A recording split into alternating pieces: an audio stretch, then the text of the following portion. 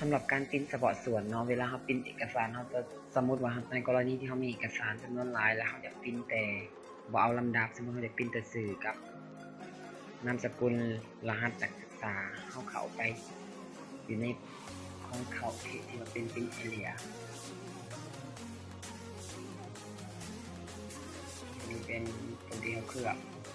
ในกรณีพิมพ์ selection คือ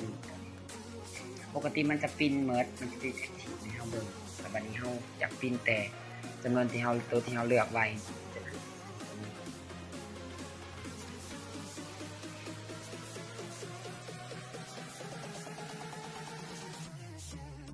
เนาะตัวนี้มันจะออกเวลาเขาเคลือบไว้แล้วสมมติว่าในกรณีที่เขาเคลือบไว้แล้วมันจะบอกมันจะพิมพ์แต่ตัวนี้เพียงตัวเดียว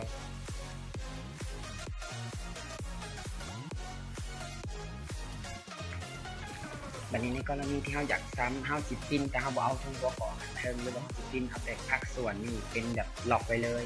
คือกรณีเขาเปิดมามันก็จะพิมพ์เนี่ยแต่ไฟล์ตัวนี้มันจะพิมพ์แต่เฉพาะส่วนนี้เลยเข้าไปที่เมนูเพจแล้วแล้วมาเลือกพิมพ์แอเรียแล้วมาเข้าเช็คกับพิมพ์แอเรียตัวนี้เวลาเราไปสั่งพิมพ์เนาะหรือว่าเราพรีวิวเบิ่งเราก็จะเห็นว่ามันจะพิมพ์ให้แต่ภาคส่วนเดียวมันจะพิมพ์ตัวนี้ต้องเปลี่ยนเป็นพิมพ์แอคทีฟก่อนในกรณีที่เราพิมพ์ข้อมูลอื่นๆออกมาแล้วเข้าไปพรีวิวเบิ่งก็จะบ่เห็นเพราะว่ามันจะล็อกแอเรียไว้ตัวนี้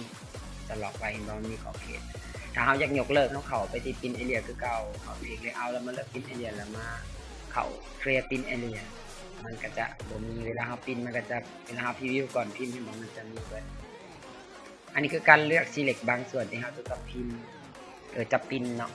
โอเคเนาะคลิปนี้จบเพียงเท่านี้เนาะกันเป็นประโยชน์จังใดหรือบ่เป็นประโยชน์หรือบ่หน่อยก็หลายแก้ปัญหาแต่ละคนจันกะสิอัปเดตคลิปตลอดให้แบบ